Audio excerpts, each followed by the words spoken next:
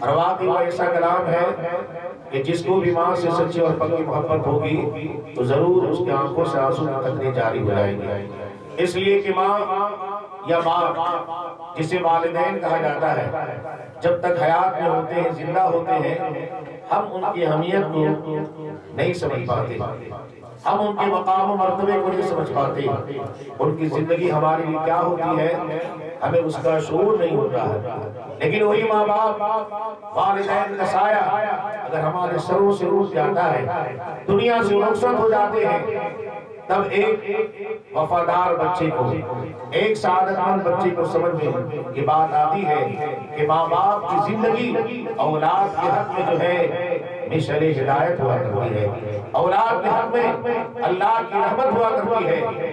اس لیے جو بھی ماں باپ کا فرمانبردار بیٹا ہوتا ہے، ماں باپ کی دنیا سے چلے جانے کے بعد ایسی ہی مجلسوں کا انعقاد کرتا ہے جس مجلس میں ہم اور آپ تشریف فرما ہے۔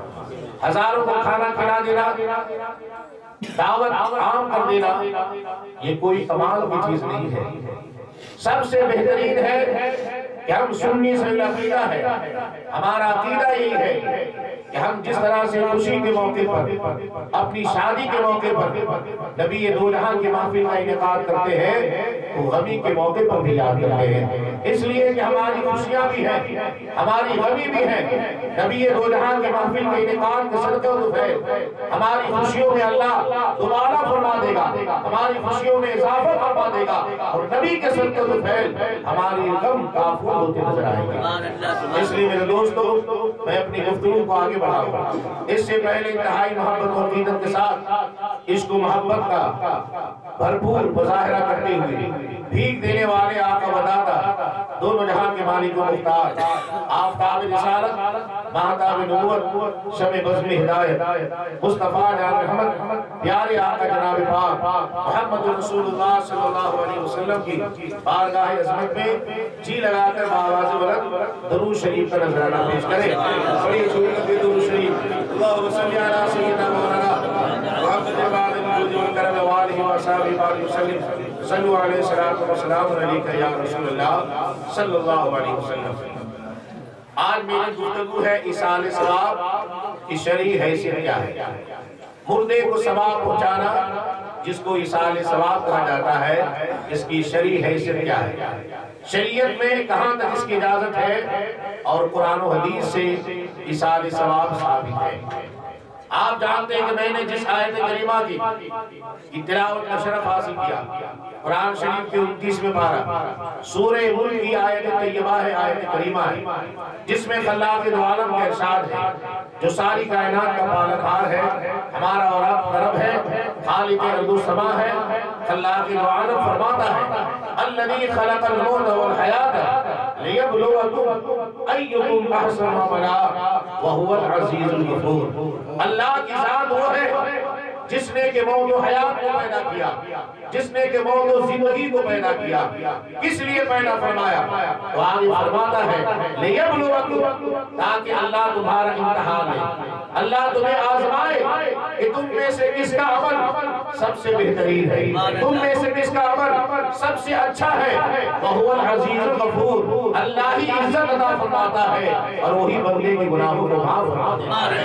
اللہ نے پیدا فرمایا موت کو، اللہ نے پیدا فرمایا زندگی کو، اس سے معلوم ہوا کہ ہمارا دنیا میں رہنا نبی دو جہاں کے صدقے و فیض ہے، دنیا سے جانا نبی کے صدقے و فیض ہے۔ اللہ جو موت و حیات کا خالق ہے، اللہ نے موت و حیات کو اس لیے پیدا کیا کہ ہم دنیا سے جائیں تو اچھے عمل کر کے جائیں، نیک عمل کر کے جائیں، اعمال صالحہ لے کر کے جائیں۔ ایک بندہ جب دنیا سے رخصت ہوتا ہے، نیک عمل لے کر کے جاتا ہے، اچھے عمل کر کے جاتا ہے، اعمال صالحہ کو ساتھ لے کر کے جاتا ہے، تو قبر اس کی وہ نور ہو جاتی ہے، میدان محشر میں نبی دو جہاں کی اس کی شفاعت حاصل ہوتی ہے۔ اس لیے کہ ایک مومن کی تمنا کیا ہوتی ہے، ایک عاشق کی تمنا کیا ہوتی ہے، آپ جانتے ہیں اپنے زمانے کے بہت بڑے شاعر صوفی باصفا جسے عارف باللہ کہا جاتا تھا، حضرت سکندر غازی پوری، جس کو کہ پوری دنیا جو ہے، پوری دنیا اسلام سے جانتی ہے، آسی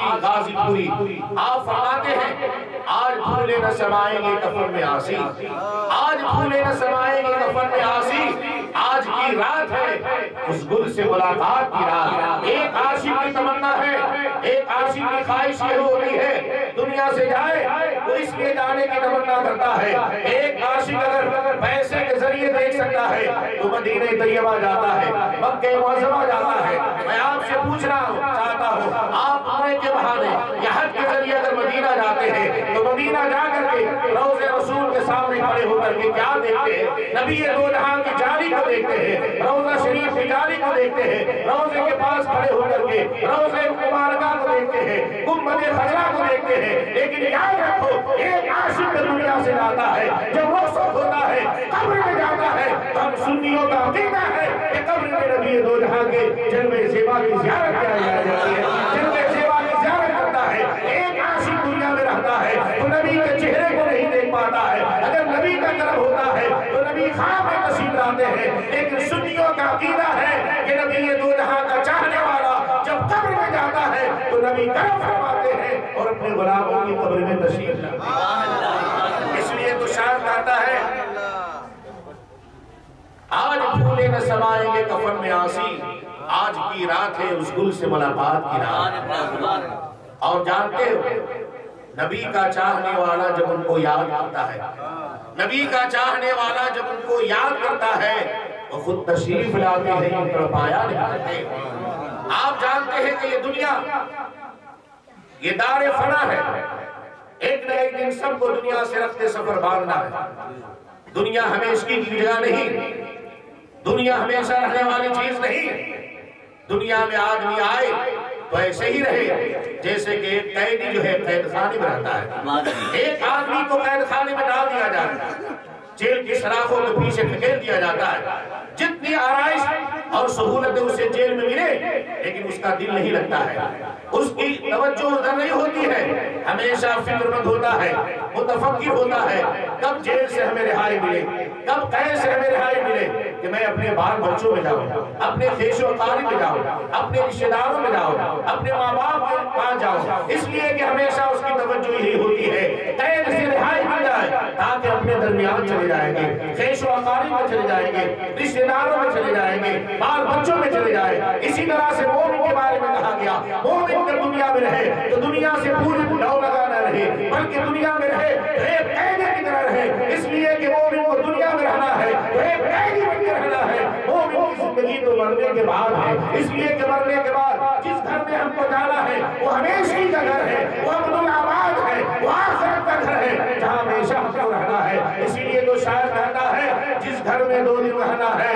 اس گھر کو سجایا خوب مگر, جس گھر میں 2 دن رہنا ہے اس گھر کو سجایا خوب مگر, جس گھر میں ہمیشہ رہنا ہے کیسا ہے وہ گھر معلوم نہیں. کیا بتا سکتے ہیں, کیا ہم بتا سکتے ہیں کہ مرنے کے بعد ہمارا گھر کیسا ہوگا, ہمارا گھر کیسا ہوگا؟ دنیا میں تو ہمیں ایک گھر میں رہنے کے لیے 1 سال رہنے کے لیے 10 سال رہنے کے لیے کروڑوں روپے خرچ کرتے ہیں, لیکن اس گھر میں ہمیشہ رہنا ہے ایسا ہے وہ گھر معلوم نہیں. اس لیے آپ جانتے ہیں ہمیشہ جو عاشق ہوتے ہیں, ہمیشہ جو نبی کے غلام ہوتے ہیں, جو نبی کے وفادار ہوتے ہیں, ان کے دل کی آواز ہوتی ہے دکھا دیا الہی وہ مدینہ کیسی بستی ہے جہاں پہ رات دن مولا تیری رحمت برستی ہے. ہر عاشق کے دل کی تمنا ہوتی ہے مدینہ دیکھنے کی تمنا ہوتی ہے. اس لیے کہ مدینہ میں وہ تشریف فرما ہے جو والی کائنات ہے, ساری کائنات کے والی ہے, ساری کائنات کے نگہبان ہے, ساری کائنات کے مختار عالم ہے. نبی ایسے ہیں کہ زمین پر ہوتے ہیں تو نبی دو جہاں جو ہے عرش اور لوح محفوظ پر مصطفیٰ جانت کی نظریں ہوا کرتی ہے. آپ جانتے ہیں کہ اپنے زمانے کے ایک بہت بڑے شاعر جن کا تخلص کافی مراد آبادی سید علامہ مولانا سید کفایت اللہ کافی مراد آبادی, اپنے زمانے کے بہت بڑے شاعر جنہوں نے انگریز کے خلاف فتح جہاد جب صادر فرمایا تھا تو 1866 عیسوی میں انہیں مراد آباد کی شاہراہ پر جو ہے پھانسی کے پھندے پر لٹکانے کے لیے انگریز حکومت نے آرڈر دے دیا تھا اور ان کو قید کر لیا گیا تھا. قید میں ڈالنے کے بعد جس دن ان کو پھانسی کے پھندے پر لٹکایا جانا تھا اس دن جلاد مولانا کفایت اللہ کافی کے پاس جاتا ہے اور جانے کے بعد کہتا مولانا اب آپ کو مراد آباد کی شاہراہ جانتے ہیں، مراد آباد یوپی اتر پردیش کا ایک صنعتی علاقہ ہے، انڈسٹریل علاقہ ہے، وہاں کے برتن وغیرہ بہت مشہور ہے۔ مراد آباد کی شاہراہ پر آپ کو پھانسی دیے جانے سے چند گھنٹے پہلے جلاد آپ کے پاس آتا اور کہتا مولانا اب آپ چند گھنٹے کے مہمان ہیں، بتائیے آپ کی آخری خواہش کیا ہے، آخری تمنا کیا ہے، آخری آرزو کیا ہے؟ آپ پڑھے لکھے آپ جانتے ہیں ایک آدمی کو تختہ دار پر لٹکانے سے پہلے، پھانسی کے پھندے پر لٹکانے سے پہلے اس کی آخری خواہش، آخری اچھا اور آخری آرزو پوچھی جاتی ہے۔ مولانا سید کفایت اللہ کافی سے بھی پوچھی گئی، مولانا نے کہا میری خواہش ہے، میری بھی تمنا ہے، کیا کھانے کی خواہش ہے، کیا پینے کی تمنا ہے، کس سے ملاقات کرنے کی تمنا ہے؟ مولانا سید کفایت اللہ نے کہا نہ مجھے کسی کھانے کی تمنا ہے، نہ کسی پینے کی تمنا ہے۔ تو کہا کس سے ملنا چاہتے ہو؟ ماں باپ سے ملنا چاہتے ہو، خیش اقارب سے ملنا چاہتے ہو، بیوی بچوں سے ملنا چاہتے ہو؟ مولانا سید کفایت اللہ نے کہا نہیں، اب عاشق کسی دنیا دار سے نہیں ملنے والا ہے، اب عاشق تو رسول نامدار سے ملنے والا ہے،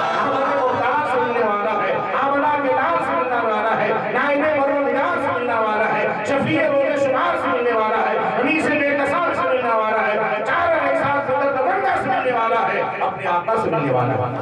تو کہا ملنے والے ہو تو پھر خواہش کیا ہے تمنا کا؟ کہا میری خواہش ہے، میری تمنا ہے۔ کہا کہیے؟ کہا میں نے چند اشعار لکھے ہیں، وہ اشعار میں کہنا چاہتا ہوں۔